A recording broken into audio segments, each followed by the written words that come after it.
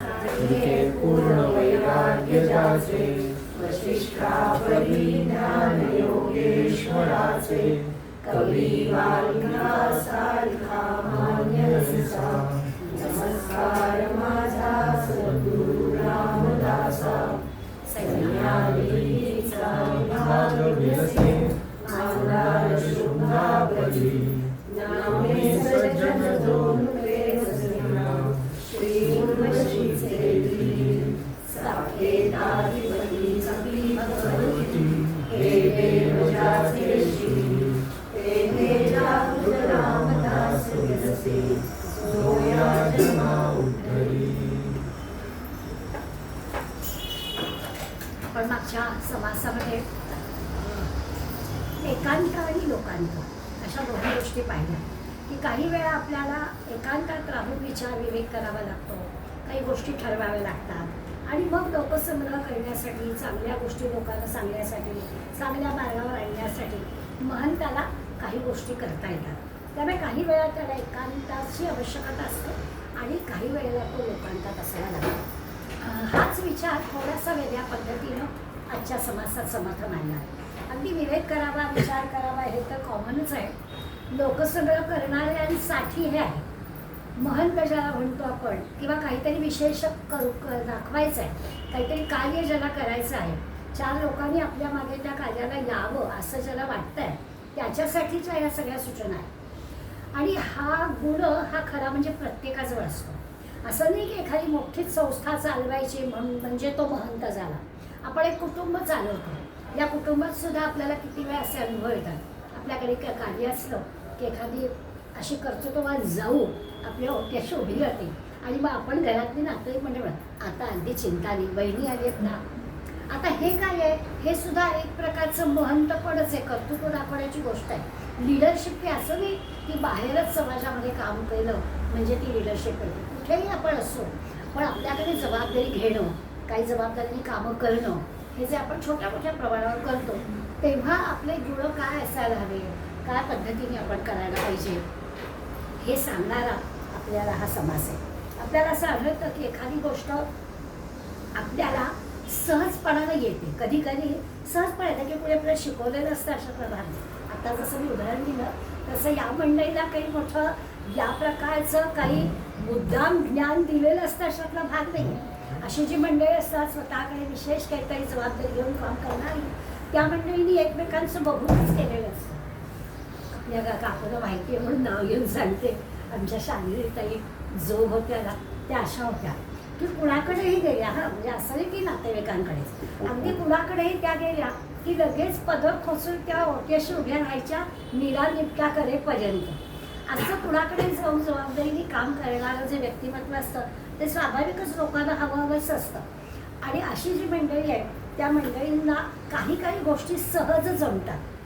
सगळ्यांना सगळं येत नसतं नाही, पण जबाबदारी घेताना भीती वाटते, कशाला आपण जायचं, यांच्याकडे काय पद्धती असते, आपण केलेलं आवडेल की नाही, आपल्या सगळी वेगळ्या, त्यांच्याकडे काय काय आपण निराळ्या गोष्टी मनात आणतो. तेव्हा हे जे असं स्वतःकडे लिडरशिप घेऊन करण्याचं जे कौशल्य असतं ते काहींना सहज प्राप्त होतं, काहींना मात्र तसं सहज प्राप्त होत नाही. आपल्याला हा अनुभव आहे. नुसतं याच बाबतीत नाही, सगळ्या कलांचा जर आपण विचार केला तर त्याच्यातून आपल्याला दिसतं काही थोडंसं मुळात असेल, संगीताच्या क्षेत्रामध्ये थोडंसं आपल्याला मुळात ज्ञान असेल तर मग आपल्याला ते शिकायला गेलं तर तिथे आपली प्रगती पटकन होते. म्हणजे एखाद्या ठिकाणी वर्ष 2 वर्षामध्ये त्या माणसात ज्याला काही नाहीच आहे, तालासुराचं ज्ञान नाही, त्याच्यावर किती मेहनत घ्या, त्याला वेळच लागणार ना. त्यामुळे ज्याला मुळात काहीतरी आहे, अगदी आध्यात्मिक क्षेत्रात उदाहरण द्यायचं तर आपल्याला सगळ्यांना अनुभव आहे की एखादं स्तोत्र जरी आपण पाठ करायला घेतलं ना तर कधी कधी आपलं एखादं स्तोत्र पटकन पाठ होतं आणि एखाद वेळेस नाही म्हणजे नाही, किती मागे लागा, कुठेतरी गाडी अडतेच, अजिबात आठवत नाही, पुन्हा पुन्हा पुस्तक उघडायला लागतं. असे विविध अनुभव आपल्याला असतात. त्यामुळे या सगळ्या गोष्टी विचारात घेऊन समर्थ आपल्याला हा व्याप वाढवायचा आहे. मागच्या वेळेस आपण व्याप शब्द वापरला होता की व्याप वाढवायचा म्हणजे वैभव वाढवायचं. आपल्या जबाबदाऱ्या घेऊनच काम करायला पाहिजे. समाजामध्ये, घरामध्ये, कुटुंबामध्ये, आजूबाजूला, संस्थांमध्ये, सगळीकडे आपल्याजवळ थोडीशी लिडरशिप घेऊन आपल्याला काम वाढवलं पाहिजे आणि ते गुण वाढवले पाहिजेत. काम वाढवलं पाहिजे म्हणजे अशी लिडरशिप आपल्याला घेता आली पाहिजे. मग आपल्या लोकांनी ऐकलं पाहिजे. अशी एखादी लिडरशिप घ्यायची तर आपल्या जो असे गुण पाहिजे की आपल्याला 4 अनुयायी मिळाले पाहिजेत ना, आपलं ऐकलं पाहिजे ना लोकांनी. नाही तर नाही काय नुसतं बोलणं आहे, स्वतः काही करत नाही, मग कोणीच नाही आपल्या मागे येणार. त्यामुळे मग कसं असलं पाहिजे. या समासावेतनी उपाधी शब्द वापरलाय, मागच्या वेळेला व्याप शब्द वापरला आणि व्याप तेवढं वैभव असं म्हणतात. आता ते नावच मी उपाधी लक्षण दिलं आहे. तशा उपाधी वाढवाव्या. महंतांनी विविध कामगिरी आपल्या अंगावर घ्याव्यात आणि त्या उपाधी वाढवाव्यात. म्हणजे महंतींनी आपली महंती वाढवावी, व्याप वाढवावा, उपाधी वाढवावी. म्हणजे अशा प्रकारच्या जबाबदारी घेऊन कामं करावी आणि सगळं कौशल्य पणाला लावून ते काम यशस्वीच करून दाखवावं असं समर्थ सांगतात. समर्थाचं सांगणं आहे की थांबायला तो संपला, थांबायचं नाही, सतत कार्य करत राहायचं. काम करत राहायला की एके ठाई पैसोने राहिला तरी मग व्यापाशी बुडाला. सावधपणे ज्याला त्याला भेटी द्यावी, सारखं हिंडावं, ज्याला त्याला भेटी द्यावी म्हणजे विचार करावा. हे वाचता वाचता सकाळीच माझ्या मनात आहे ना की आता आपला 19वा दशक संपला की तुम्ही सगळ्यांनी आपल्या ग्रुपवर टाकायचं की आपण अमुक अमुक तारखेला हा वर्ग सुरू केला, झाला आता 20व्या दशकाला आलो, या बरं सगळ्यांनी. आणि बोलायचं परत आपल्याला काय आले नाही आले त्यांची मर्जी. तर असं सतत करत राहायचं. थांबला तो संपला. आपण कार्यमग्न राहायचं. कार्यमग्नता जीवन राहावे, मृत्यू ही विश्रांती असं म्हणतात की काही नाही, थांबायचं नाहीच, सतत कार्यरत राहायचं. कारण नुसतंच आपण बसून राहिलो तर व्याप बुडूनच जाईल. एके ठाई बसून राहिला तर मग व्यापच होणार. सावधपणे ज्याला त्याला भेटी द्यावी अशा प्रकारचं काम समर्थ आपल्याला करायला सांगतात. आता होतं असं की जेवढं आपण हिंडू तेवढं लोक भेटतात, लोकांबद्दल अभ्यास होतो, विचार करता येतो, काय काय समाजामध्ये चाललं आहे ते आपल्याला कळतं. आत्ता सकाळी आल्याच मी बोलत होते स्नेहाशी, तेव्हा लक्षात असेल की काही गोष्टी आपल्या मनाला यातना देणाऱ्या, दुःख देणाऱ्या भोवताली घडतात. मग त्याचंच सारखं चर्चा करायची का, त्याच सांगायचं का? तर चांगल्या गोष्टी पण आपल्याला सांगता आल्या पाहिजे. समाजामध्ये काय चांगलं आहे ते आपल्याला फोकस करता आलं पाहिजे. वाईट गोष्टी पटकन दिसतात, हा तर आपला अनुभव आहेच. जसं आपण नेहमी उदाहरण देतो की कपड्यावरचा डाग आपल्याला पटकन कळतो. इस्त्री केलेला छान पांढरा शुभ्र कपडा पण बारीकसा डाग आपल्याला आधी दिसतो. तसं होतं की वाईट गोष्टी समाजामध्ये उठून दिसतात. मग आपल्याला काय करायला पाहिजे की चांगलं काय आहे ते आपल्याला उठून दिसलं पाहिजे आणि त्या चांगल्या गोष्टी सांगितल्या पाहिजे. मग चांगल्या गोष्टी आज 2 पिढ्यांमधलं 3 पिढ्यांमधलं जे अंतर आहे आणि मग आपल्याला जो पुढल्या पिढीबद्दलचा एक काळजीचा स्वर आपला असतो की काय या मुलांचं व्हायचं असं जर आपण म्हणतो, मग त्या मुलांचं जे चांगल्या गोष्टी आहेत त्या आपण फोकस केल्या पाहिजे. तर एका मैत्रिणीकडे गेले होते, तिचा नातू विवेकानंद कॉलेजमध्ये इंजिनिअरिंग कॉलेजला आहे आणि आता मोठी घरं असतात, प्रत्येकाला आपापल्या खोल्या असतात. पण दार उघडल्यानंतर पोरगा बाहेर आला, आमच्याशी त्यांनी ओळख करून घेतली, आजोबांचे मित्र आणि त्यांच्या म्हणजे आजी आली वेळाला नमस्कार केला आणि मग तो त्याच्या खोलीत गेला सुद्धा. पुन्हा एक 15-20 मिनिटांनी चहा कॉफी आणताना घरात आई कॉफी केली, स्वयंपाकाचा ट्रे घेऊन आला, बिस्किटाची डिश आणली, आईला मदत केली. पुन्हा 5 मिनिटं झाला आमच्याशी उभा राहिला, पुन्हा आमच्याशी काहीतरी देवाणघेवाण झाली. म्हटलं अरे माझ्या लेकीची आत्या होती बरं का विवेकानंद कॉलेजमध्ये, आता त्याला किती वर्ष आहे, काहीतरी समोर मला दिसला की बोलणं चाललं होतं. समोर मुलं उभीच राहत नाही तर कशी बोलणार. पुन्हा आम्ही परत निघताना तो आला. आता हे मुद्दाम लोकांना सांगितलं पाहिजे की मुलांनी कसं वागावं. एक फॅमिली म्हणून, कुटुंब म्हणून आपलं जे की एकमेकांशी बांधिलकी असते ती कशी असली पाहिजे. नाही तर हल्ली आपल्याला जे दिसतं तेच आपण फोकस करतो की जो तो आपापल्या कोणाला वेळ नाही. बाबांचा मित्र आला बाबा बघेल, आईची मैत्रीण आली आई बघेल, अशा प्रकारचं वातावरण सगळ्या कुटुंबात आपल्याला दिसतं. पण ते आपण न सांगता जे चांगलं आहे ते आपण कसं फोकस केलं पाहिजे असं समर्थ आपल्याला सांगणार आहे की चांगलं काय आहे ते आपण लोकांपर्यंत सांगावं, समाजामध्ये मिसळावं. लोक विविध विचारांचे विविध प्रकारचे आपल्याला भेटतात आणि आपण नेहमी म्हणलं ना घोडा फिरता पाहिजे, भाकरी फिरवली पाहिजे, तसं आपण सुद्धा सारखं फिरलं पाहिजे. एका जागी बसून नाही राहायचं. 4 लोकांशी सारखा आपला संबंध आला पाहिजे. माणसाने बसला की बसला तसं नाही होता कामा. आपल्याकडे म्हण केल्याने देशाटन पंडित मैत्री सभेत संचालन. चांगल्या सगळ्या विद्वानांच्यामध्ये गेलं तर आपल्याला ह्या गोष्टी कळतात. म्हणून करावं. आपल्याच घरात, आपल्याच प्रपंचात, आपल्याच माणसांच्यात असं आपण जर राहिलो तर मग एक प्रकारचं एक असं अलिप्तपण येतं. आपलं बरं, आपण बरं, आपलं बरं. काय शेजारी काय चाललं आहे, समोर काय चाललं आहे, बाहेर काय चाललं आहे, काय कोणाला कशाची काळजीच आहे, फिकीर नाही, काही गरज नाही, अशा प्रकारचं वातावरण दिसतं. आता हे सगळं चुकीचं आहे का असा विचार केला तर नाही आहे बरं का. काही माणसं खरंच अशी असतात, थोडी उदासीन असतात आपल्यापुरतंच बघणारी असतात.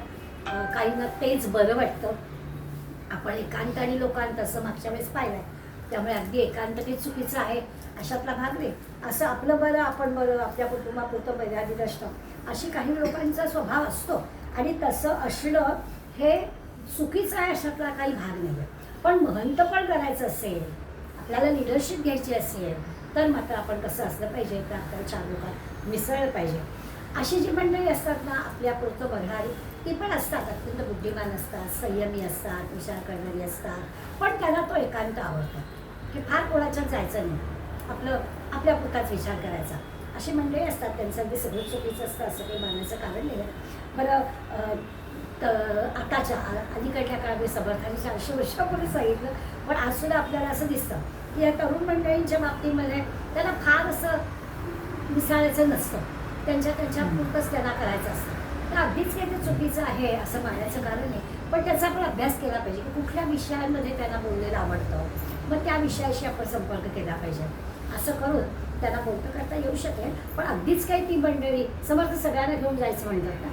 आपण मागचा समाज पाहताना पाहिलं होतं की अगदी अज्ञानी असले, नुसते भोगवादी असले तरीही त्यांना अध्यात्माच्या क्षेत्राकडे आणण्याचा आपल्याला प्रयत्न करायचाच आहे. त्यामुळे कुठल्याही स्वभावाची माणसं असली तरी देखील त्यांच्याशी आपण काम केलंच पाहिजे त्यांच्यावर असं सांगतात. याही लोकांचं असं काहीतरी विशेष ज्ञान असतं असं काही नाही आहे. किंवा काही कलाकार असतात, त्या कलाकारांच्या बाबतीमध्ये असं होतं की त्यांचा ग्रुप असतो, ते मोकळे असतात. संगीत क्षेत्रातली मंडळी असतात ती त्यांची मंडळी बरोबर शोधतात आणि त्याच्यातला आनंद ते घेत असतात. त्याप्रमाणे त्या कलेच्या क्षेत्रामधली मंडळी आपली प्रगती पण साधेल आणि त्या समाजामध्ये पण बघायला जाईल असं होतं. आणि तिथे ती जास्त खुश असतात. त्यांच्या गटामध्ये ती गेली की त्यांना जास्त आनंद होतो. त्यामुळे विलक्षण गुण असणारी, विलक्षण कला असणारी मंडळी सभोवताली असतात. या सगळ्यांबद्दल आपलं परीक्षण असलं पाहिजे. कोण माणूस कसा कुठे मिसळतो, कुठे आनंद त्याला मिळतो असं होतं. आता आपलं पण असं होतं ना की राजबोलाची आवड नाही आहे असं काही समाजामध्ये नाही येते, पण तीच माणसं फक्त एकत्र येतात आणि मग त्यांना ते आवडलं की मग ठीक आहे आपण जाऊया, हात बरं वाटतं अर्धा पॉडकास्ट ऐकलं की असं आपण म्हणतो. तर तसं निरनिराळ्या प्रकारची मंडळी भोकाली असतात. ज्याप्रमाणे त्या लोकांना चांगल्या गुण त्यांना अक्षरी त्यांची आवड याप्रमाणे त्यांचा असा गट तयार होतो. पण काही मंडळी मात्र खरोखरच आपल्याला अगदी आश्चर्य वाटेल असं विशेष गोष्टी करत असतात. संविधान नावाचं आत्ता एक पुस्तक निघालं आहे. संविधानाला 100 वर्ष झाली म्हणून 100 प्रचारकांवर हे पुस्तक आहे. एक 2-2 पानी प्रत्येक प्रचारकांची माहिती. त्यांचे वाचलं ना तर असं वाटतं की काय वेगळ्या पद्धतीनं या मंडळींनी समाजासाठी कामं केली. एकाने लिहिलं की चढेदाणे म्हणजे किती मामूली गोष्ट आहे ना. तर चढेदाणे म्हणजे काय, तशी छोटी कामं आपण करावी. मग छोटी कामं म्हणजे काय, तर रोज आपण वर्तमानपत्र वाचतो, प्रचारक वाचतो, तुम्ही पण वाचतो. आपल्याला काही चांगल्या बातम्या, काही वाईट बातम्या दिसतात. एक 15 पैसे ते तर म्हणा त्यांनी लिहिलं आहे ते 5 पैशाचं कार्ड त्या काळात होतं. आपण आता म्हणूया काय रुपये पडत असेल कार्डाला, तर ती कार्डाची ठप्पी ठेवायची. रोज एक कार्ड, चांगली बातमी असेल ती बातमी लिहायची, अभिनंदन, टाका पुस्तक. बांगलादेशामध्ये हिंदू माणसाला जाळलं, निषेध, टाका पोस्टात. अशी हजारो पत्र जर गेली ना तर मग तोच निषेध आपल्या तिथपर्यंत जाईल. आम्ही वाचतो हळहळतो, एकमेकांशी बोलतो, विषय संपला. म्हणजे पहिली कृती आहे की आपण करत आहे. तर अशी 15 पैशात कामं होणारी मंडळी करायची की खूप काही गोष्टी अशा करता येतात. दिसायला अगदी मामूली वाटतील, सोप्या वाटतील, पण त्याचा परिणाम जो आहे तो परिणाम मात्र खूप चांगला होतो असं दिसेल. पहिल्या 7 ओव्यांमध्ये समर्थांनी अशा उपाधी आपण वाढवाव्यात, स्वतः वाढवून घ्याव्यात असं वर्णन केलं. 8व्या याच्यापासून त्यांनी आपल्याला म्हटलं की या महंताला आपल्यामध्ये काही कमतरता असेल तर ती पण कळली पाहिजे. अवगुण जर आपल्यामध्ये काही असेल, काही कमतरता असेल, माझं नेमकं कुठे चुकतं आहे असं आपल्याला कळलं पाहिजे.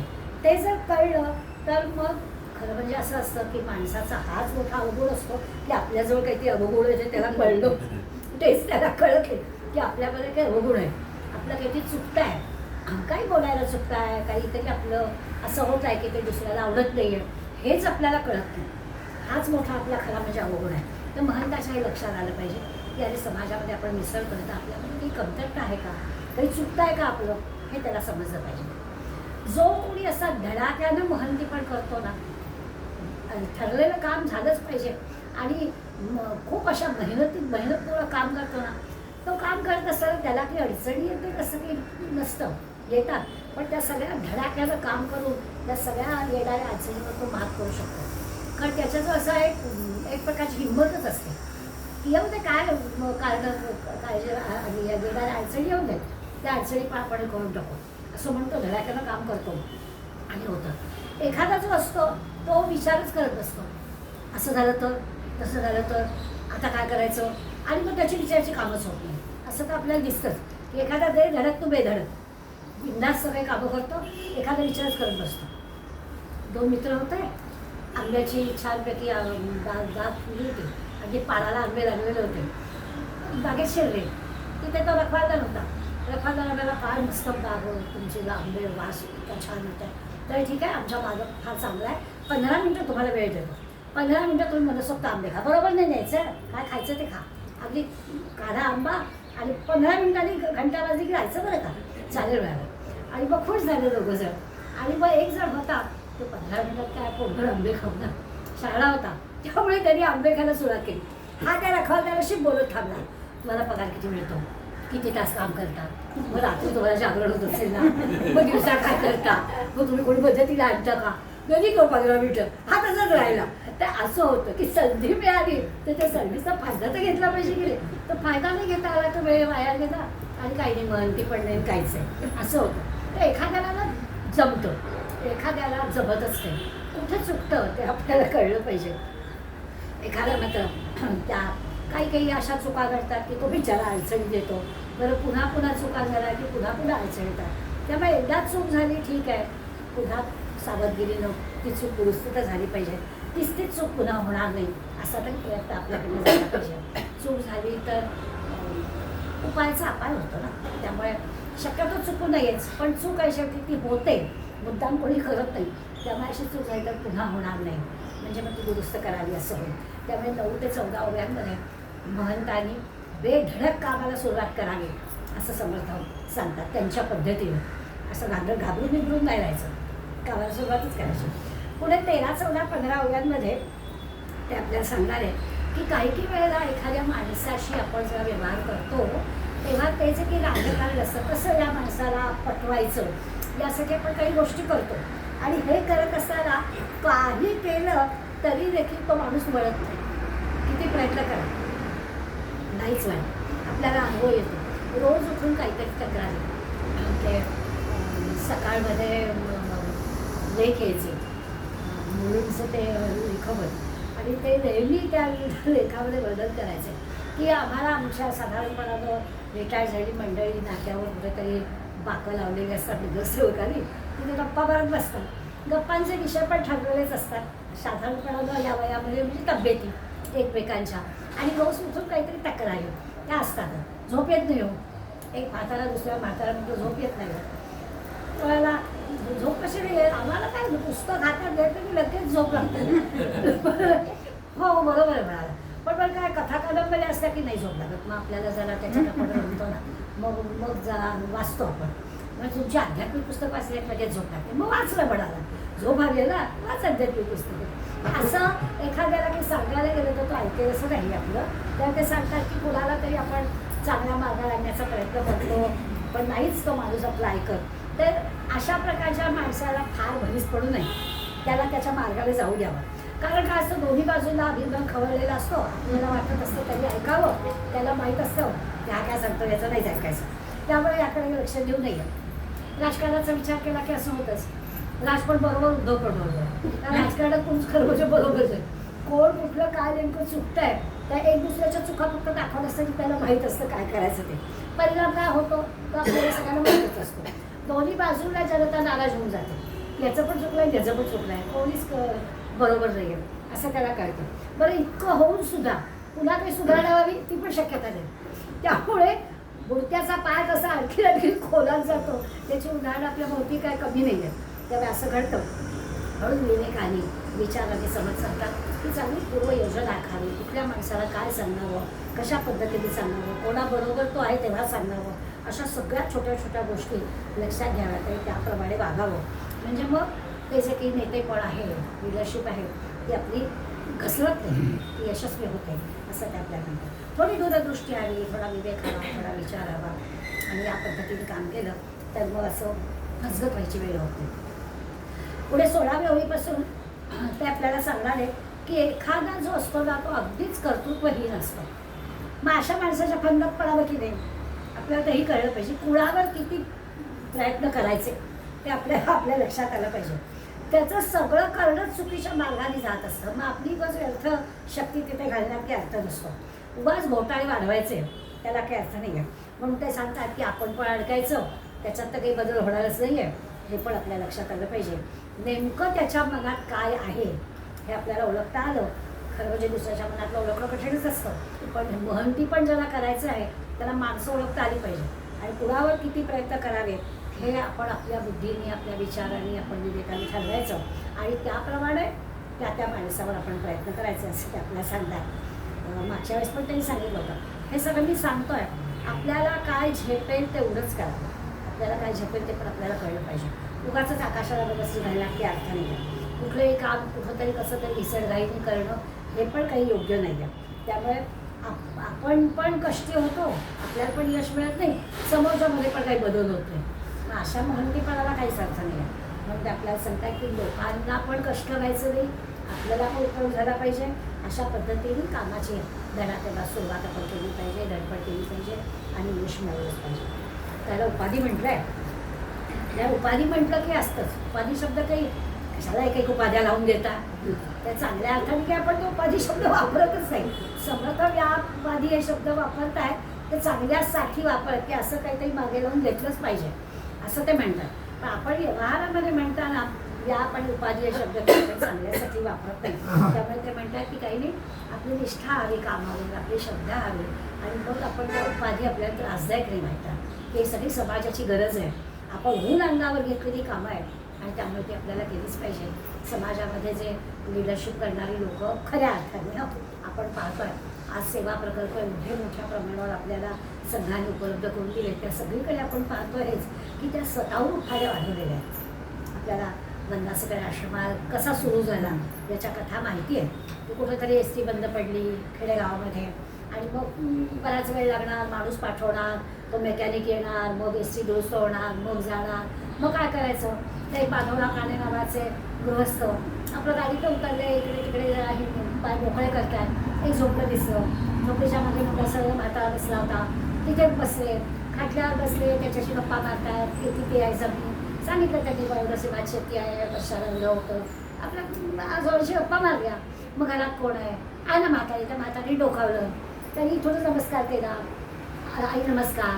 आणि मग आणखी कोण नाही का, बाई पण आहे, मग ती कुठं आहे, मग ती आत होती. पण मग लक्षात ह्या माधवराव काळ्यांच्या आलं की आत्ता जी बाई आपल्याला नमस्कार केला, जी म्हातारी होती, त्या बाईच्या अंगावर जे वस्त्र होतं तेच वस्त्र ह्या दुसऱ्या बाईच्या पण अंगावर. ही जी दैन्यावस्था माधवरावांच्या लक्षात आली, त्याच्यातून वनवासी आश्रम सुरू झालं.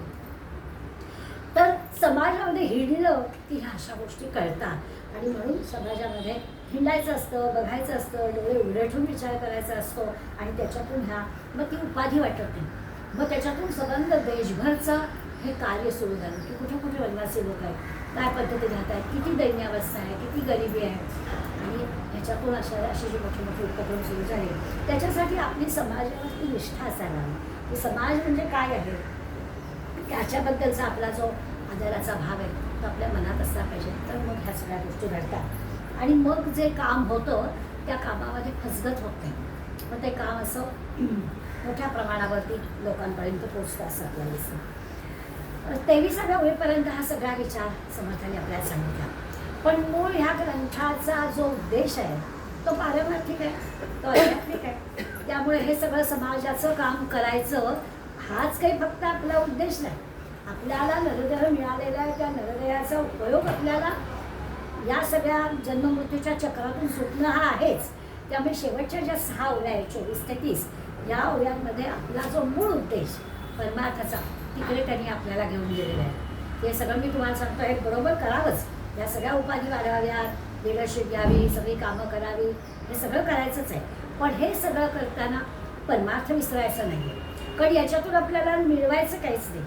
23व्या ओळीपर्यंत सगळा विचार केला, अभ्यास केला की असं वाटतं की हे सगळं करताना किती मानमराता मिळेल, लोक आपल्याला चांगलं म्हणतील, लोक आपला सत्कार समारंभ करतील, पेपरमध्ये आपलं नाव जाहीर होईल, याच्यासाठी नाही करायचं आहे.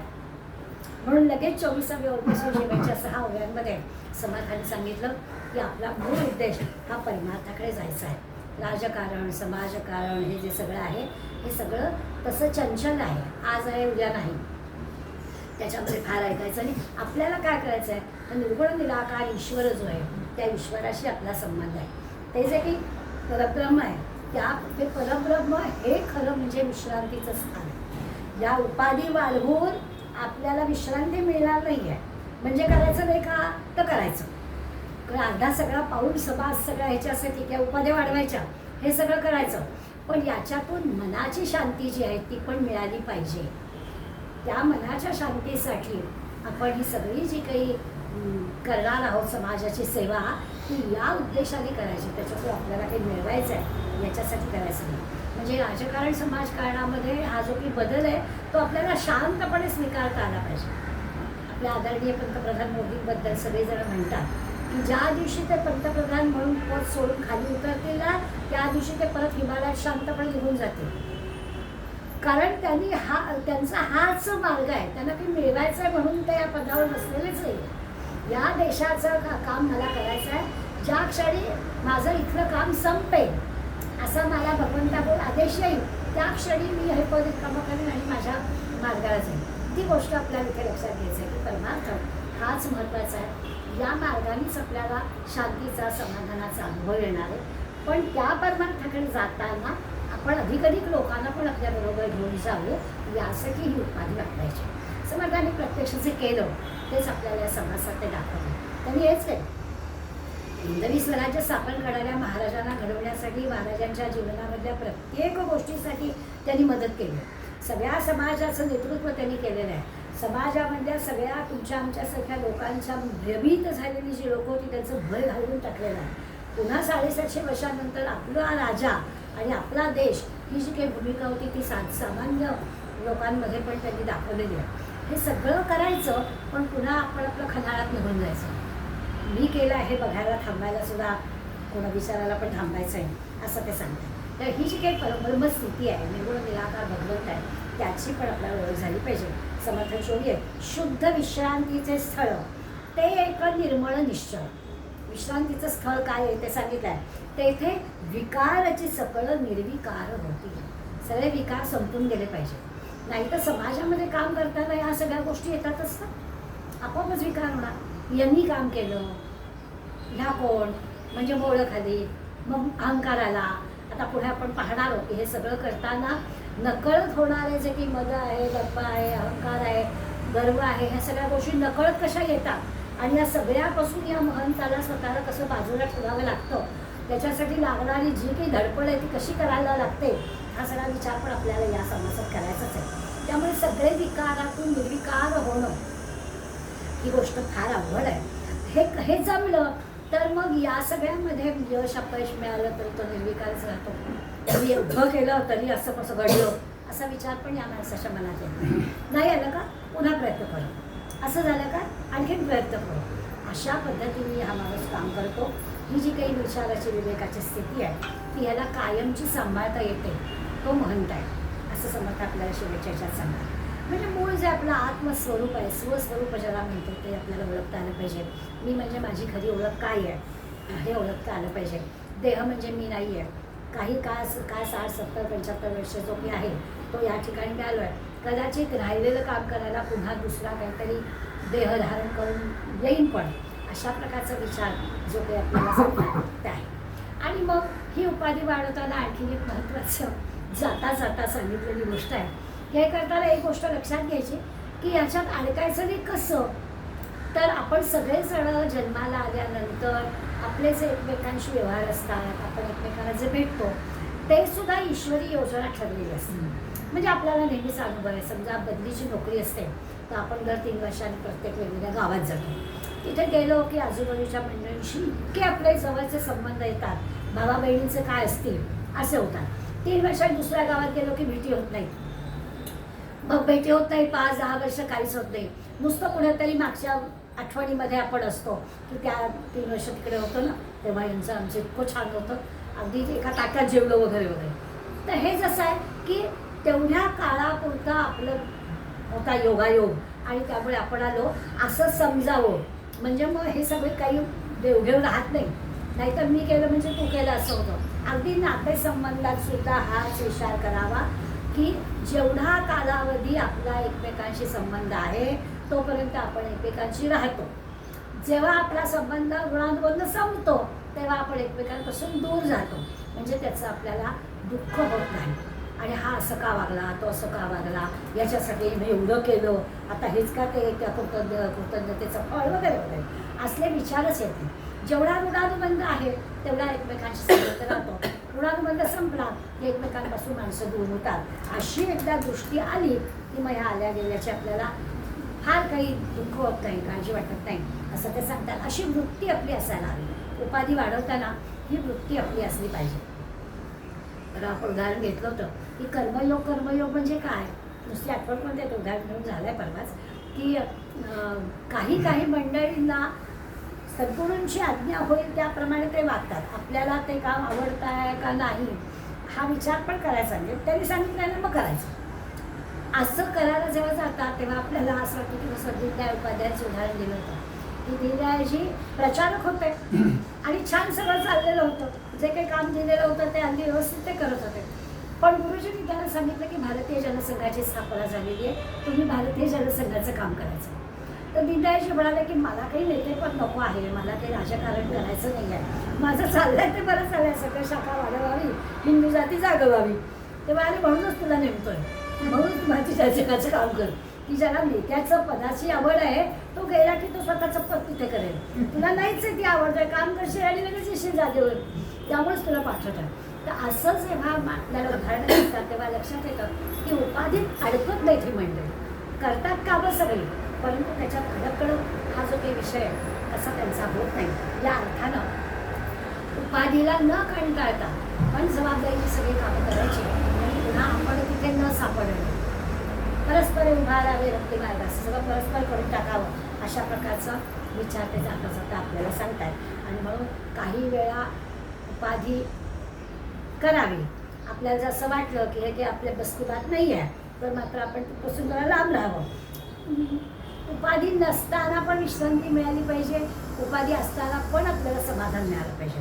त्या कामाचा बोज नाही वाटता का, त्याने काय करणार असं झालं ना, अजिबात नाही. त्या कामामध्ये आपल्याला आनंद वाटला पाहिजे तर मग ते काम होतं. असं आहे की मनुष्य जन्म जो आहे तो काही पुन्हा पुन्हा मिळत नाही आहे. त्यामुळे हा मिळालेल्या मनुष्य जन्माचा आपण आपल्या आनंदासाठी समाधानासाठी उपयोग करायचा आहे, चांगल्या कामासाठी करायचं आहे. जे योग्य आहे जे चांगलं आहे त्याच्यात अधिकाधिक लोक कसे मार्गात येतील ते पण विचार करायचा आहे, तर आपल्या मनाला समाधान मिळणार आहे. आणि त्याच्यासाठी आपण जी उपाधी करायची ती जरूर करावी असं ते आपल्याला सांगतात. पण त्रास होत असेल, शांती समाधान मिळत नसेल तर उपाधी केली बरोबर नाही, त्या उपाधीत अडकू नये असं पण ते आपल्याला सांगतात. आपल्याला काय झेपेल ते आपल्याला कळलंच पाहिजे हा त्याचा प्रार्थना. आता ज्याला जमत नाही त्यांनी कशाला व्याप वाढवायचे. आपल्याला एकाने केलं म्हणून दुसऱ्याने करणं हे ते आपल्याला जमणार नाही. त्यामुळे आपल्याला जमेल त्या पद्धतीने आपण करावं. पण आपल्याला काय जमेल हे आपल्याला कळलं पाहिजे आणि जे जमत आहे त्याच्यात थोडं वाढवता पडायला पाहिजे. नाहीतर आपण आहोत तिथेच, प्रगतीचा प्रश्नच नाही, मला जमणारच नाही असं म्हणून आपण लांब जातो. तसं पण समर्थाला मान्य नाही. असं आहे की जगात कुणाचा अधिकार काय आहे ते आपल्याला सांगता येते. आणि म्हणून प्रपंचात राहून किंवा व्यवहारात बाहेर सुद्धा सगळ्या समाजामध्ये राहून सुद्धा आपण थोडंसं अलिप्त पाहिजे, पण जागरूकतेनं आपल्याला योग्य काय ते करून काम केलंच पाहिजे. क्वचित असं कधीतरी घडतं, एखादा असतो की त्याच्याजवळ खरोखर असतातच लिडरशिप म्हणजे मुळातच नेतृत्वाचे गुण असतात, पण जाऊ तिथे लोक लगेच त्याच्या मोठी गोळा होतातच. असा काहींजवळ तो विशेष गुण असतो आणि त्यामुळे मग त्याचं काम पटापट होतं. त्याच्याजवळ मुळातच तो गुण असल्यामुळे तो सांगेल ते लोकांना पटतं आणि त्याच्याभोवती लोक जमा होतातच. जसं तो करतो, जसं तो सांगतो तसं लोकांना आवडतं, परिणाम पण चांगला होतो की त्याचं लोक ऐकतात. अगदी चांगली गोष्ट आहे. राज्यकर्त्यांच्याकडे बघितलं तर हे आपल्याला उदाहरण असं एक पडते की काही मंडळींना खरंच भोवताली लोक असतात आणि आपोआपच त्यांना हे होतं. त्याच्यातून देशात सेवा झाली तर ठीकच आहे, स्वार्थ झाला तर काय होतं हेही आपल्याला भोवताली दिसतं. त्यामुळे ज्या अंतरात्म्याचा आपण विचार करतो त्या अंतरात्म्याचं जर अनुसंधान ठेवलं तर योग्य मार्गाने आपण जाऊ. स्वार्थीपणा त्याच्यात आला तर मात्र गडबडून जाईल. म्हणून निष्ठा असणाऱ्या अंतरात्म्याला, परमात्म्याला न विसरता आपल्याला याच्यातून कुठल्याही प्रकारचा स्वार्थ न घेता समाजाला कसं कार्यरत करता येईल हा विचार सांगायचा. एक 4 मुद्दे शेवटच्या ह्याच्यात त्यांनी आपल्याला सांगितले, बेलसरांनी सांगितले, आपल्याला समर्थांनी सुचवलेत असं म्हणून आपण. बेलसरे त्याचं स्पष्टीकरण आपल्याला देतात. ते म्हणतात की आता आपण आपली परीक्षा स्वतःची करायची. हे सगळं मी सांगितलं, म्हणजे समर्थांनी आपल्याला सांगितलं. आता आपण काय नेमकं करायचं, तर पहिला मुद्दा ते सांगितलं की आपल्याला काय काय जमणार आहे ते आपल्याला ओळखलं पाहिजे, ओळखता आलं पाहिजे की आपल्याला नेमकं काय जमणार आहे. एक करतो दुसऱ्यांनी नाही करायचं, उगाचच आपल्याला आकाशाला व्यवस्थित घालायची नाही आहे. स्वतःला कमी पण लेखायचं नाही, माझ्याच्याने काय होणार आहे असं पण नाही विचार करायचा. दोन्ही बाजू लक्षात घ्यायच्या की एकाने केलं म्हणून दुसऱ्याने करायचं नाही, हे पण खरं आहे, पण मला नाहीच जमणार असं स्वतःकडे कमीपण पण आपण घ्यायचं नाही. त्यामुळे आपल्याला काय जमणार हे कळलंच पाहिजे. दुसरं ते सांगतात ही जी काय आपण उपाधी करणार आहोत ती त्यातलं योग्य काय आणि अयोग्य काय आपल्याला कळलं पाहिजे. मार्ग चालला आहे, बरोबर चालला आहे ना, तिथे काही गडबड तर नाही आहे ना मध्ये, हे पण आपल्याला कळलं पाहिजे. तर तिथे सारखं लक्ष ठेवलं पाहिजे असं समर्थांचं सांगणं आहे. हळूहळू हळूहळू आपण आपला विकास करायचा आहे, आपली पण क्षमता वाढवायची आहे. नेता कार्यकर्ता हा खरं म्हणजे जन्माला यावा लागतो. असं नाही आहे की आता जे आपल्याला नेते दिसत आहेत, यशस्वी नेत्यांबद्दल आपण म्हणूया, या यशस्वी नेत्यांच्याकडे आपण पाहिलं तर यांनी काही महाविद्यालयामध्ये मोठा अगदी राज्यशास्त्र विषय घेऊन काही डिग्री मिळालेली नसते काही, तर ते गुण त्यांच्याकडे असतातच. आणि म्हणून त्या अगदी शिवाजी महाराज, लोकमान्य टिळक किंवा आता मोदी हे काही राज्यशास्त्र विषय घेऊन त्या डिग्री घेऊन आलेले आहेत असं काही नाही. त्यांच्याजवळ हे नेतृत्वाचे गुण आहेतच. आणि जे की ध्येय त्यांचं समोर होतं त्या ध्येयापर्यंत त्यांनी काम केलं आणि म्हणून त्यांना यश मिळालं असं आपल्याला दिसतं. त्या नेतेपदाचे गुण हे मूलतःच जन्मतःच असतात असं म्हणायला हरकत नाही. त्यामुळे मग ते घेतात जे काम त्याच्यात त्यांना यश मिळतं. या उलट पण असतं, नेत्याचे गुण नसतील तर किती आपण सार्वजनिक कामामध्ये जा त्याला बिचारायला यशच मिळत नाही, त्याच्याकडे तिकडे मार खातो. म्हणजे कुठे 4 वर्गणी मागायला राहायचं ना तरी सुद्धा तो तोंडातून शब्द पण त्याच्या येत नाही. त्या आपल्याकडे जमणार कोणाकडे पैसे मागायला असं तो म्हणतो आणि तो परत येतो. एखादा जो बेधडक असतो तो म्हणतो अरे आपल्याला थोडंच मागायचं आहे, आपल्या समाजासाठी मागायचं आहे, मागून टाकूया. हा लहानपणी मी परिषदेच्या कामामध्ये अनुभव घेतला आहे की मला खरोखरच लाज वाटत की आमच्या इथे झोपाळ्यावर एक अगदी सधन आजी बसल्या होत्या, अगदी श्रीमंत, हां आमच्या महाडमध्ये ज्यांचं नावलौकिक होतं. झोपाळ्यावर बसल्याने पाटल्या बांगड्या अगदी टकाटक, घरात नोकर साखर भरपूर. आणि मी विद्यार्थी परीक्षेचं काम करायला गेले, 11वी झालेली आणि सुरुवात केली होती. आणि मग मी अगदी कसं बोलायचं कसं शिकवलं होतं आम्हाला प्राध्यापकांनी की काय सांगायचं. आणि मग कसं आमचं रायगड पार गोव्यापर्यंत रत्नागिरी आणि इकडे मुंबई विद्यापीठाला सगळे कॉलेजेस जोडली होती त्यावेळेला. आणि महाड मध्यवर्ती, मग महाडला अभ्यास वर्ग द्यायचा आहे सगळ्या महाविद्यालयीन मुलांचा. मग 3 दिवस मुलं राहणार, मग त्यांचा आम्हाला खर्च आहे. मग परिसराच्या कार्यकर्त्यांनी आमच्याकडून तयारी करून घेतली कसं बोलायचं. आणि मग अगदी कापून सगळं पटवून द्यायला गेले. आणि मग सगळं माझं ऐकलं आणि त्या झोपाळ्याच्या कणीच्या तिथे 4 आण्याचं नाणं ठेवलं होतं. हे काय मिळाली कोथिंबीरवाला येणार आहे म्हणून बसले होते. आणि काय मला जे काय वाईट वाटलंय, डोळ्यातलं पाणी. मी जी काही त्याला घरी गेले आणि वडील होते घरात, मला काय झालं, छे पुन्हा मी कुणाकडे वर्गणी म्हणून मागायला जाणार नाही. हे काय चालणे मला हे असं म्हटलं, अजिबात नाही. तर असे पण अनुभव येतात. आता हे अनुभव आल्यावर तिथे आपण ठप्प व्हायचं की आपल्या मनामध्ये बदल करायचा. वडील आपले हसले आणि मी म्हणतो तुम्ही काय हसताय, आता नाही मी जाणार कोणाकडे पैसे मागायला. तर मग त्यांनी मला समजावलं, तुला मागितले का पैसे, तुला हवेत का हे पैसे. समाजाच्या कामाला आपण पैसे मागायला त्याच्यात काय आपल्याला भेटायचे. 4 आण्या तू नाकारलेस, तुला 400 रुपये देणारे भेटतील, काय काळजी करू नको, जायचं परत. आणि मनातली भीती त्यांनी घालवली. तर असे उलट पण अनुभव आपल्याला येतात समाजामध्ये. त्या सगळ्या अनुभवांचा आपण अभ्यास केला की मग चांगलं काय, वाईट काय, योग्य काय आपल्याला कळतं. आणि दोन्हीकडे काही चुका पण आपल्या होतात, त्या चुका पण आपण दुरुस्त करू शकतो. समर्थ सांगतात की कुठेही मनाची शांती बिघडवू द्यायची नाही. 4 आणे दिले तरी दुःख करायचं नाही. कोणीतरी चांगलं पण आपल्याजवळ ऐकून घेईल आणि मोठी मदत पण आपल्याला करेल याचा विश्वास पण बाळगायचा. अशा प्रकार समाजसेवा करणाऱ्यांना ह्या सगळ्या प्रकारचे अनुभव येत असतात, पण हे लोकांचे अनुभव ऐकून आपण आपली शांती बिघडवू द्यायची नाही असं करायचं. विवेकानंद पण म्हणत असत की समाज कसा आहे, समाज कुत्र्याच्या शेपटीसारखा आहे. वाकडी ती वाकडीच शेपटी राहणार. काही पण तुम्ही करा, कितीही तुम्ही प्रयत्न केले तरी समाज सुधारणार नाही. मग त्याच्यासाठी आपण आपल्याला आपली शांती कशाला करायची असंच ठरवायचं. ते सरळ करण्यासाठी आपले प्रयत्न आहेत ते सोडायचे नाही, पण ते सरळ होणार नाही याची आपल्याला पूर्णपणाने खात्री असली पाहिजे. अशा पद्धतीने समाज हा ही एक व्यायामशाळा आहे. अशा पद्धतीने त्याच्याकडे बघायचं. आपल्याला मनाने बलवान करण्यासाठी हा समाज आहे. या समाजात असे उलटसुलट अनुभव येतील, त्याने आपलं मन कसं ताकदवान होईल याच्यासाठी आपण याचा उपयोग करायचा. अजिबात दुःख करायचं नाही, असं स्वामीजी म्हणायचं. तसंच समर्थ आपल्याला सांगतात. असं आहे की समाजसेवाने आपल्याला कोणी लागलेली नाही. आपण होऊन ते सगळं समाजाचं काहीतरी काम ओळखून घेतलेलं असतं आणि म्हणून ती उपाधी आपण वाढवलेली असते. तर आपल्यावर असं काही बंधन नाही आहे. आपण होऊन एखादं काम करतोय, त्यामुळे त्याच्यामध्ये येणारे चांगले वाईट अनुभव आहेत ते आपण समजूनच घेतले पाहिजे. आपली मनःशांती पण टिकवली पाहिजे, त्याच्यातून मार्ग पण काढला पाहिजे, असं दोन्ही समर्थ आपल्याला सांगतात. आणि अंतरात्म्याला विसरायचं नाही. निश्चळ परब्रह्म जे आहे त्या निश्चळ परब्रह्माचं चिंतन मात्र करायचं आहे. हे सगळं करताना सारखं सारखं असं वाटतं की समर्थांना नेतृत्वाच्या गोष्टीच सांगायच्या आहेत आपल्या महंतांना, पण ते सगळं सांगताना मधूनच ते आपल्याला सारखं सांगतात जायचं आहे कुठे, जायचं स्थान आपलं पक्क ठरलेलं आहे, मार्ग आपल्याला हा आहे, जाता जाता हे पण आपल्याला काम करायचं आहे असं ते सांगतात. आत्माराम जो आहे त्या आत्मारामाला एकही उपाधी नाही. काही करावं तो आहेच आहे ना.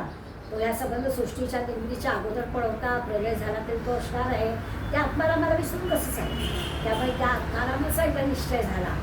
तो जो स्वस्वरूप आहे ते आहेच आहे असं एकदा पक्क माहिती झालं की मग या उपाधीमुळे त्या व्यापामुळे आपला काही आपल्याला उद्वेग येत नाही, आपल्याला दुःख होत नाही, काही होत नाही. कणमुळे आपल्याला ते लावूनच घ्यायचं. आपण सगळ्या संतांच्या चरित्रातलं पाहतो ना की देहाला काही बोललं तरी ते देहापुरतंच आहे ना, ते आतपर्यंत जाऊच द्यायचं नाही. कोणी आपल्याला का राग केला, शिव्या दिल्या, काही केलं, पण त्या देहाला दिलेल्या शिव्या आहेत असं म्हणून त्या बाजूला करता हे लावल्या पाहिजे.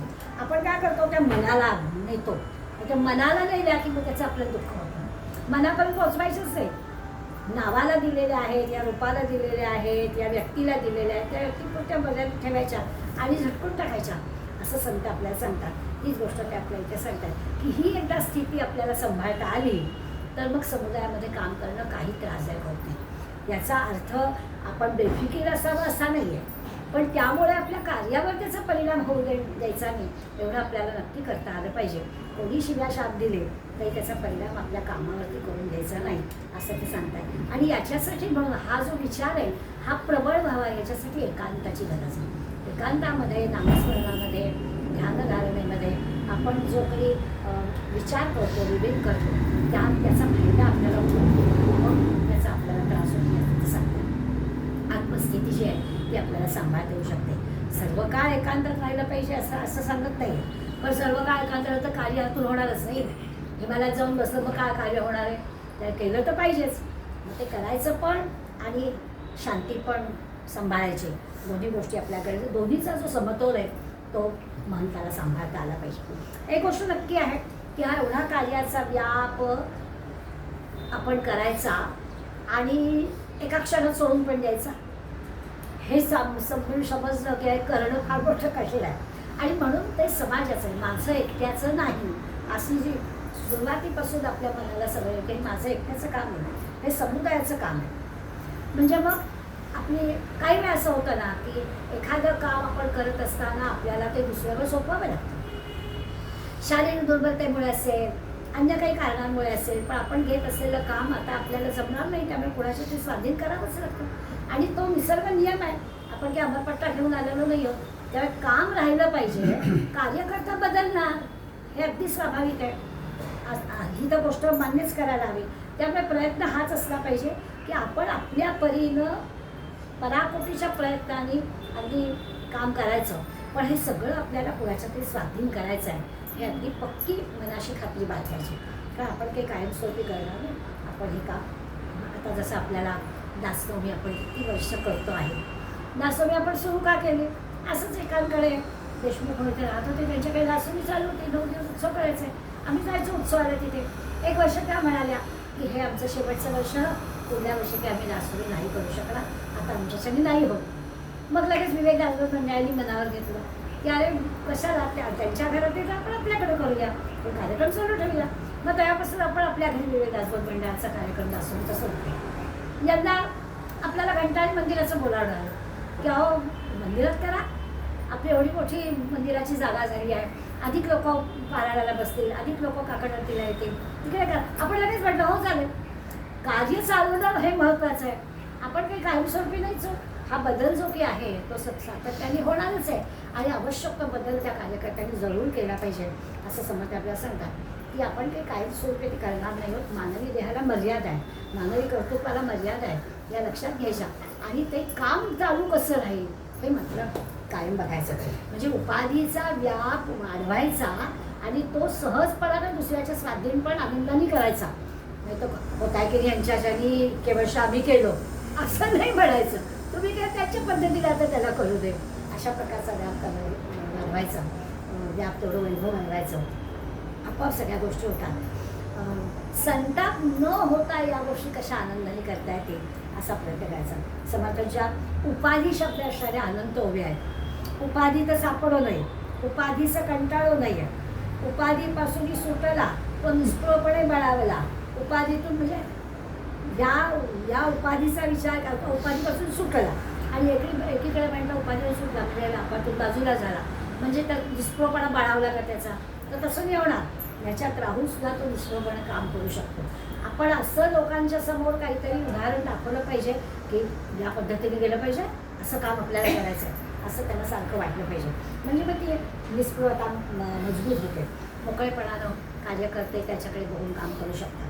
गजानंद भारतीने या ओव्यांवरती निरूपण करताना किंवा उपाधी या शब्दाबद्दल बोलताना सहजपणानं म्हटलं आहे की आपले जे षड्रिपू आहे, राग लोभ मद मत्सर वगैरे वगैरे, हे सोडायचं म्हणजे काय करायचं. एखाद्याला उपाधी वाढवायची, समाजाचं काम करायचं आहे, त्यांनी हे सगळे षड्रिपू सोडले पाहिजे. मग आता षड्रिपू सोडले म्हणजे काय करायचं, म्हणजे षड्रिपू सोडल्याशिवाय ही उपाधी सांभाळली जाणारच नाही. आपण याचे काम कितीही मोठा कार्यकर्ता आहे त्याच्यासमोर काही कार्यकर्ते हे काहीतरी चुका करतात तर त्याचा राग मानायचा नाही. करणारच चुका, सगळ्यांना काही सगळं कळतं अशातला भाग नाही, पण अजिबात रागवायचं नाही.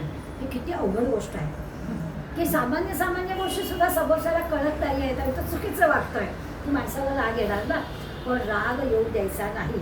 या वेदांत भारती सांगतात आपल्याला की आपण या सगळ्या षड्रिपूपासून दूर राहायला पाहिजे. आणि त्याच्यासाठी एक छानपैकी दृष्टांत देतो. तुमच्या आमच्या वयाच्या मंडळीला हा दृष्टांत पटेल. तर म्हणजे असं आहे की प्रसाधन विकणारा एक माणूस होता. आता त्याच्याजवळ सगळ्या काय नट्यापट्ट्याच्या गोष्टी सगळ्या आहेत. तर त्याचं उदाहरण त्यांनी घेतलं. तर हा म्हणे एका वयोवृद्ध महिलेकडे गेला आणि त्याला सगळं ट्रेनिंग दिलेलं होतं काय काय तो विकतो आहे आणि ते वस्तू कशा कशा उपयोगी आहेत हे सगळं तो सांगला ना. त्यामुळे त्यांनी खूप त्या वयोवृद्ध महिलेसमोर आपल्या ह्या सगळ्या प्रसाधनांचं वर्णन केलं आणि ते विकायला किती अगदी आर्जवी कुशलपणाने त्याचं सगळं कौशल्यपणाला लावून आपल्या या सगळ्या प्रसाधन असणाऱ्या गोष्टींचं त्यांनी कौतुक केलं. परंतु झालं काय, त्याला निराशाच पत्करावी लागली. ती बाई विषयी कशाला घेणार, तिचा काही संबंधच नाही या वस्तूंशी. तर तसं आपलं असलं पाहिजे. समोरचा माणूस काही जरी असला तरी त्याच्याबद्दल आपण किती वेळा सांगत मला नको आहे यातलं मला काय, तरी तो सगळं सांग बाबा तू सांग मी ऐकते, पण तुझी निराशाच होणार कळत तुम्ही काहीच घेऊ शकणार नाही असं म्हणतं. तो वर्गाला म्हणतात की असं षड्रिपूंचं झालं पाहिजे. षड्रिपू आपल्याला सोडून गेले पाहिजे. आपल्याकडे आपण रागाला सोडायचे, राग आपल्यापर्यंत येताच कामा नाही, कुठला लोभ आपल्यापर्यंत येताच कामा नाही. हे जे रिपू आहेत सगळे आपले ते आपल्यापर्यंत येताच कामा नाही. असं प्रत्येकाचं उदाहरण ते दिलं आहे की म्हणे मद आहे. हा मद ना स्वाभिमानाचं रूप घेऊन येतो, गर्व आहे. आणि मग हा गर्व काय तर मी केलं, अहंकार पण त्याच्यामध्ये आपोआपच आहे आणि माझ्यासारखं बाकीच्याला जमणारच नाही हा जो एक गर्व आहे तो पण त्याच्यात येतो. आणि मग एक स्वतःचं म्हणून असं दाखवायचं असतं त्याला, तर त्या मदाचा धिक्कार आपल्याला करता आला पाहिजे की ही गोष्ट नाहीच आपल्यापर्यंत येता कामा. एकदा का ते आतमध्ये शिरलं की ते बाहेर जाणं अवघड असतं. म्हणून ते सांगतात की आपल्या देशाचा स्वाभिमान असला पाहिजे, आईवडिलांबद्दल स्वाभिमान असला पाहिजे, मातृभूमीबद्दल स्वाभिमान असला पाहिजे, आपल्या तत्वाबद्दल स्वाभिमान असला पाहिजे, पण आपल्याबद्दल असण्याची काय आवश्यकता नाही. हा जो गर्व आहे तो आपला. बरं, ही सीमारेषा आहे, या सगळ्याचा अभिमान असला पाहिजे. अशा ज्या गोष्टी आपण म्हणतो ती सीमारेषा ओलांडून आपल्यापर्यंत कधी येण्याचं पत्ताच सांगते आपल्याला. म्हणून फार जागरूक राहिलं पाहिजे आणि तो स्व हा आपल्यापर्यंत येणार नाही, गर्व आपल्यापर्यंत येणार नाही असा आपण प्रयत्न केला पाहिजे. एकदा गर्व आज शिरला किंवा तो बाहेर काढणं फार मोठं अवघड जातं. अगदी तीच गोष्ट मत्सराची आहे. महत्वाकांक्षा असणं वेगळं आणि मत्सर असणं वेगळं. महत्वाकांक्षा जरूर असला पाहिजे की मला हे मिळवायचं आहे, पण ती महत्वाकांक्षा प्राप्त करण्यासाठी दुसऱ्यावरती जातं तर त्याला खेचण्याची कधी सुरुवात होते कळतच नाही आणि मग तिथे मत्सर सुरू होतं. म्हणून ते आपल्याला सांगतायत की आपलं उत्तम जीवन असावं, आपल्याला महत्वाकांक्षा असावी, हे काही चुकीचं नाही, पण मत्सर कुठे जर तो प्रवेश करत असेल तर तो आपल्याला टाळता आला पाहिजे. सीमारेषा कुठे नेमकी पार होते ते आपल्याला कळलं पाहिजे असं ते आपल्याला सांगतात. कुठे द्वेष येणार असेल, मत्सर येणार असेल तर आपल्या महत्वाकांक्षाला थोडंसं आपल्याला दोन पाऊल मागे घेता आलं पाहिजे की बाबा ठीक आहे, तू म्हणतोस ते पण बरोबर आहे, असं आपल्याला तपासलं जे म्हणतो ते आपल्याला तपासता आलं पाहिजे. स्वार्थबुद्धी असते आपल्याजवळ, त्या बुद्धीमध्ये म्हणजे आपण हल्ली म्हणतो की याशिवाय जगात जगताच येणार नाही. आपल्याला जर कळणार नाही, थोडा ते स्वार्थ असलाच पाहिजे, नाही तर कसं चालेल असं आपण म्हणतो. कुटुंबामध्ये असो, बाहेर असो, आपल्याला थोड्या तरी गोष्टी मला हवं आहे हे कळलं पाहिजे अशा पद्धतीने आपण विचार करतो. पण ते म्हणतात की अवश्य गोष्टींबद्दल ठीक आहे, पण स्वार्थ कुठे.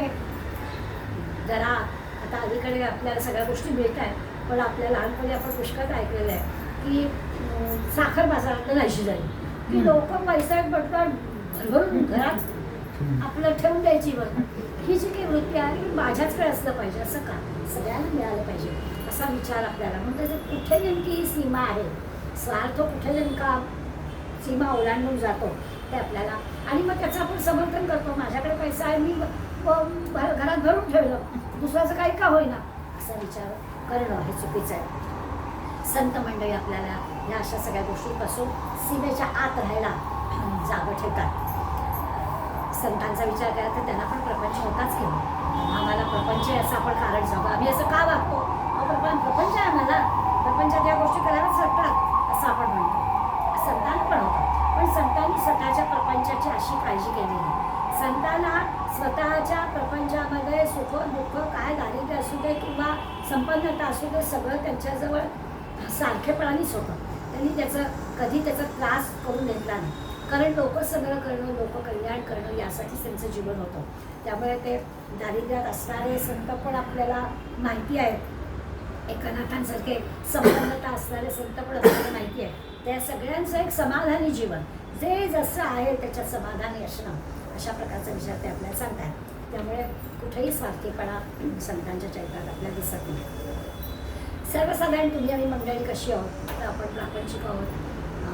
उदंड उपाधी आपल्याला करावीशी वाटते, उदंड व्याप आपल्याला करावे असं वाटतात नाही असं नाही. तरी देखील समर्थांच्या सांगण्याप्रमाणे आपल्याला काय झेपणार आहे त्याचा आपण विचार जरूर करावा. साध्या गोष्टीतसुद्धा आपलं काही असतं, म्हणजे उपाधी वाढवू नयेत वगैरे हे सगळं मान्य आहे, पण काही अगदी नाहीच करायचं. म्हणजे उपाधी वाढवायची नाही म्हणजे किती की आता हल्ली असताना पूर्वी काही वार्षिक कार्यक्रम आपल्या घरात असायचे. परवा घंटाईच्या दिवस गेलो म्हणून मला की आता करायचं नाही म्हणजे किती करायचं नाही. की आमच्याकडे काही घरांमध्ये बोर्डणाची पद्धत आहे, मुलगीचं बोर्डण. आता इतकं सुटसुटीत झालेला 10,000 रुपये भरले की ते करतात आपलं बोर्डण. काहीच करायला नको मला, काही करायचंच नाही. आपलं परस्पर काय होत आहे, खिसा गरम आहे, पैसे भरले की काम झालं. पण आपल्याकडे 4 माणसं यावीत, आपल्या देवीची उपासना आपण करावी, घरामध्ये काही वातावरण असावं, घरातल्या सगळ्या सदस्यांना काय आहे ते कळावं, अशा प्रकारचा विचारच मला येते. आता पैसे टाकले की झालं सुटसुटीत असं सगळं करतो आपण.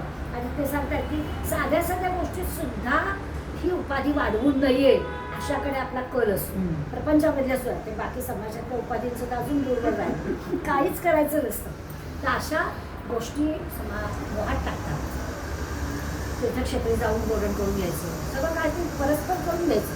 इकडे काय आपलं अंधार राहायला काम झालं, काय करायलाच नको, याला काय म्हणावं असं होतं. त्यामुळे माणूस हा न करण्याकडे त्याचा कल असतो, काहीच करायचं नाही असं समर्थांना मान्य नाही आहे. समर्थ म्हणतात की नाही परमार्थ असो, सामाजिक क्षेत्र असो, आपण ह्या गोष्टी स्वतः करण्याकडे.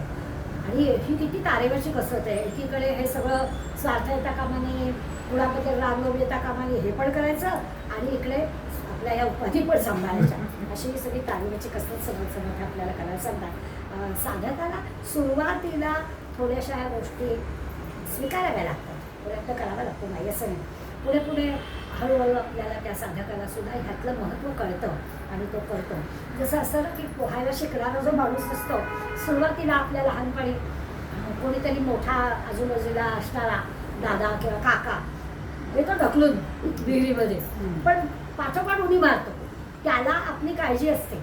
मग जरा पोहायला यायला लागलं की मग आपण पण दादा होतो, असं घडतं. सुरुवातीला ते जे काही पोहायला येईपर्यंतची जी काही आपली व्यवस्था असते, त्यावेळेला काही ते डबा बांधायचा, सोगडं बांधायचं, अशा सगळ्या गोष्टी आपल्याला तरवण्यासाठी काही मदत घ्यावी लागते. एकदा आपल्याला येतं असं वाटलं की मग आपल्याला कोणाच्या मदतीची आवश्यकता नसते, मग आपण जातो. असं सगळं असं ह्या उपाधीबद्दल सुद्धा असं सुरुवातीला कोणाच्या तरी बरोबर ती उपाधी आपल्याला वाढवावी लागते. एकदा आपल्याला ते कळलं की मग आपण त्यामध्ये तरु जायला सोपं जातं. घरामध्ये सुद्धा की आत्ताच्या नवीन घरांमध्ये काय असतं, आपल्याला लहानपणची घरं काय ओटी पडली, माझघर, स्वयंपाकघर, देवघर अशी सगळी रचना होती आपल्या पूर्वीच्या घरांमध्ये. आता ड्रेसिंग टेबल असतं, डायनिंग टेबल असतं, सगळ्या प्रकारच्या सुविधा असतात. परंतु त्या घरामधल्या देवाऱ्याला कसं कुठे सगळं माणसं मोकळा असलं तर असलं तरीच ही आता अशी पद्धती आहे. किती स्क्वेअर फूटचं घर म्हणजे किती बेडरूमचं घर आहे हा हिशोब आहे. देवघर वगैरे त्या घरात असलं पाहिजे अशातला काही भाग नाही. घरामध्ये संध्याकाळी एक आजोबा आले आणि परिपंपात म्हणजे परिपंपातही नसते, पण लेमन सेट, डायनिंग सेट, आणखी सेट कसले ह्यांनी शॉपिंग भरलेले असते. पण आजोबा पुढे आले आणि मला संध्या करायचे, परिपंपात ते आम्हाला आहे का असेल पण शोधायला लागेल, कारण लागतच आहे ना. अशी घरोघरी सध्या परिस्थिती, कशाला प्राधान्य द्यायचं, काय करायचं, इथे आपल्याला ध्यान करावं, जप करावं, नाम घ्यावं असं सगळं म्हणतोय आपण, पण प्रत्यक्षात पाहतो तसं होत नाही. अगदी नमस्कार करायला सुद्धा लोकांना वेळ नाही. देवाला नमस्कार करावा सकाळ संध्याकाळ एवढा सुद्धा लोकांना वेळ नाही आहे. इस्त्रीचे कपडे घालायला वेळ आहे, टायरची गाठ बांधायला वेळ आहे, लिपस्टिक लावायला वेळ आहे, सगळं करायला वेळ आहे, परंतु देवाला नमस्कार करायला काही वेळ नाही. अशी सध्या परिस्थिती आहे. कुठे नेमका वेळ खर्च होतो त्याच्याचं त्याला कळतं, परंतु होताय खरं असं दिसतं की मुली सांगतात की गाडी 8-13ची गाडी पकडायची असते, कुठली आली रोज पूजा, शंभर वेळा पूजा करते मी. आणि मग आपण मंडळी बाळा खरं आहे नाही वेळ मिळत, तुम्हाला जाऊ दे, आपला नमस्कार कर, शंभर वेळा कर पूजा. मग विचार करा कसं करतं की बाकी सगळ्या गोष्टीला वेळ असतो, केली मॅचिंगला वेळ असतो, चपला पण वेगवेगळ्या घालायला वेळ असतो. की आज ही साडी दिसलं तर ही चप्पल, ड्रेस घातलं तर ही चप्पल, याला सुद्धा वेळ आहे. मग आदल्या दिवशी रात्री ही सगळी आम्ही तयारी करून ठेवतो, उद्या मला काय ड्रेस घालायचा आहे त्याची, मग ही काय तयारी करतो. त्याची जी काही ओढ आहे ना ती ओढच नसते म्हणून आम्ही करत नाही, असा त्याचा खरा अर्थ आहे. त्यामुळे समर्थ आपल्याला सांगणार आहे की किती कशासाठी आपला वेळ खर्च होतो आहे, नेमकं काय होतं आहे, नेमकं काय करायचं आहे, कशाने आपल्याला समाधान मिळणार आहे, खरं काय करायला हवं हे आपण विचार विवेक केलेलाच नसतो, त्याचा हा परिणाम आहे. संतांचा विचार केला तर संत हे सगळं स्वतः उपाधीवाळा म्हटलं तर काय झाडाखालीच राहतात, कोण काय देईल त्याच्यात त्या भिक्षेवर पण राहतात, असं सगळं पण असतं. त्या सगळ्यामध्ये त्यांना तो आनंद समाधान असतो. ऐश्वर असू नये असा त्याचा अर्थ नाही, ऐश्वर असायलाच हवं, परंतु त्याबरोबर कशामध्ये आनंद आहे, कशामध्ये समाधान आहे, कशामध्ये शांती आहे, गोष्ट करली पाहिजे. त्याच्यासाठी जे काही करायला हवं ते आपल्याला करायला हवं. उपाधी निरासे तत्वता, जीव शिवास ऐक्यता, विवंशून पाहो जाता उपाधी कैसी. आपण जर काळजीच वाढवणार असलो तर त्या उपाधीचा काय उपयोग आहे. त्यामुळे तसं करू नये, उपाधी पण करावी, शांती समाधान पण मिळवावं असं समजत आपल्यासाठी. हा विषय पूर्वी 11व्या दशकात पण आपल्याला आला आहे, 14व्या दशकात पण आपल्याला आला आहे. निरनिराळ्या ठिकाणी आपल्याला त्यांनी या उपाधीबद्दल सांगितलं आहे. निष्प्रह लक्षण नामामध्ये उपाधी सांगितली. काही उपाधी करू नये. समर्थांचं ना 2 टोकं असतात, असं करा आणि असं करा. मी नेहमी गमतीनं म्हणते, योगासनं नियमाने केली तर काय, नाही केली तर काय, असं 2 माणसाला उभं करायचं आणि सांगायचं काय. ते तसं आहे की समर्थ दोन्ही गोष्टी सांगतात. उपाधी करू नये असं पण सांगतात आणि पुढे पुढे केली तरी धरू नये, फार त्याच्यात काही सापडू नये, धरली तरी सापडू नये उपाधीमध्ये. असं करावं की आपण तिथे काही राहायचं होतो. अशा पद्धतीने उपाधी करावी सांगतात. उपाधीमध्ये पडू नये, उपाधी आणखी जडू नये, भजन मार्ग सोडू नये निसंग. काही पडू नये, आपला मूळ उद्देश काय आहे तो विसरू नये असं सांगतात. बहु उपाधी करू नये, उपाधी म्हणजे कामाला नये, सगुण भक्ती सोडू नये, विभक्ती खोटी. असं उपाधीबद्दल समर्थांनी स्पष्टपणानं आपल्याला सांगितलेलं आहे. करायचं तर नीटपणे करायचं, नाही तर त्या पद्धत पडायचंच नाही असं ते सांगतात. व्याप वाढवायचा, कार्याचं क्षेत्र वाढवायचं, त्यामध्ये गुंतून राहायचं, सगळे प्रयत्न करायचे, पण मनाला भडकू द्यायचं नाही, मनाला पण आनंद मिळेल अशा प्रकारचं काम करायचं. यासाठी हळूच आता ते सांगतायत आपल्याला साधना हवी. हे सगळं जमायला आता ते आपण पाहिलं की आपली आपली परीक्षा घ्यायची आहे, सीमारेषा कुठे ओलांडून द्यायची नाही आहे, दोन्ही आपल्याला जमलं पाहिजे. याच्यासाठी आपल्याला साधना करणं अत्यंत आवश्यक आहे. मग आता साधना करायची म्हणजे काय करायचं? आध्यात्मिक क्षेत्रामध्ये साधना सांगण्यासाठी व्यावहारिक क्षेत्रातील उदाहरणं आपल्याला द्यावी लागतात. उदाहरणं द्यावी लागतात. किती किती आता अर्जुनासारखी श्रोता असली की मग तिच्या क्षेत्रातील उदाहरणं द्यावीशी वाटतात. तर म्हणे मल्लिकार्जुन बसून 80व्या वाढदिवसाला म्हणाले की मी सकाळी 4 तास आणि संध्याकाळी 4 तास रियाज करतो, वय वर्ष 80. त्याशिवाय नाही हे काम. पंडित भीमसेन जोशी 4 वाजता पहाटे उठत सतत 4 तास रियाज करत असतात, अखेरपर्यंत त्याचा रियाज करतो. उस्ताद अलार खान तबला किती वाजवायचा? तर म्हणे पंजाबसारख्या थंडीत पहाटे 4 वाजता सुरुवात करायची. नीट ऐका हा, पहाटे 4 वाजता तबला वाजवायला सुरुवात करायची. खोलीची दारं खिडक्या पंजाबच्या थंडीमध्ये उभी ठेवायची आणि बनियन ओला झाला पाहिजे, इतका वेळ तबला वाजवायचा. उपाधी वाढवायची म्हणजे काय काय करायचं त्याच्यासाठी व्यावहारिक उदाहरणांनी आपण लक्षात घेऊ की साधना काय करायला पाहिजे. म्हणजे शेत पेरले आणि उगवले परंतु निघे बिळे गेले असं नाही सांगितलं. पेरायचं आहे, उगवलं पण पाहिजे, धान्य मिळालं पण पाहिजे, निगा पण राखली पाहिजे. त्याच्यासाठी ही सगळी साधना करायला पाहिजे. सारंगी वाजत होते रामनारायण. मंदिरामध्ये सकाळी 10 ते संध्याकाळी 6, पुन्हा रात्री 9:30 ते पहाटेपर्यंत ते रियाज करायचं. अशा रियाजाशिवाय हे सगळं प्राप्त होत नाही. 72 वर्षाचे रामवंत तबलावादक सामता प्रसाद 10 तास रियाज करायचा. म्हणजे उद्या कार्यक्रम की आज सराव असं रे, इतका रियाज करावा लागायचा तेव्हा ते गावायचं. या रियाजाचं एक व्रत आहे. याला नाव आहे चिल्ली. चिल्ला म्हणजे 40 दिवस. चिल्ला याचा अर्थ 40 दिवस. कुठलाही रियाज करायचा. आपल्या अण्णा सांगायचं की योगासनं करताना सतत 16 दिवस करा. 16 दिवसांमध्ये 1 दिवस गेला की परत 1 पासून मोजा. तुम्ही रविवारी सुट्टी घेतली, गावाला गेला, काही झालं की गेले की परत 16 दिवस करा, तर तुम्हाला होईल. कुठलीही गोष्ट तुम्ही नियमाने 16 दिवस करा, 17व्या दिवशी भगवंत तुमच्याकडून करून घेईल. तसं कलाक्षेत्रामध्ये ते सांगतात, हे जे चिल्ला म्हणजे की सतत 40 दिवस काम करायचं. वेळ आणि जागा एकच झाली तर चांगलंच आहे, पण जर का तसं जमलं नाही तर ते चिल्ला भंगलं आणि भंगलं की पुन्हा पहिल्यापासून सुरुवात करायची. 40 दिवस म्हणजे कलाक्षेत्रामध्ये 40 दिवस, पण सामान्य तुम्हाला एखादी गोष्ट यायला हवी असेल तर सतत 16 दिवस तरी ती करायची.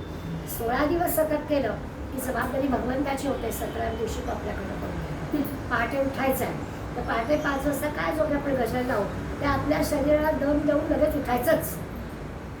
16 दिवस करायचं की 17व्या दिवशी आपला देह पण साथ देतो, भगवंत पण आपल्याकडून ते करून देतं असं आपल्याला खात्री सांगतात. अशी साधना जमली की मग किती पण उपाधी वाढवा, त्या उपाधीमध्ये यश मिळायला कधी राहणारच नाही. म्हणून समर्थ आपल्याला यात वाढवा, उपाधी वाढवा, समाजाचं नेतृत्व करा आणि स्वतःच्या साधनेने कर्तृत्व निर्माण करा. अशा प्रकारचा विचार म्हणताना म्हणजे तो आम्हाला सांगतात. तव स्मरण संतत स्फुरणदार्या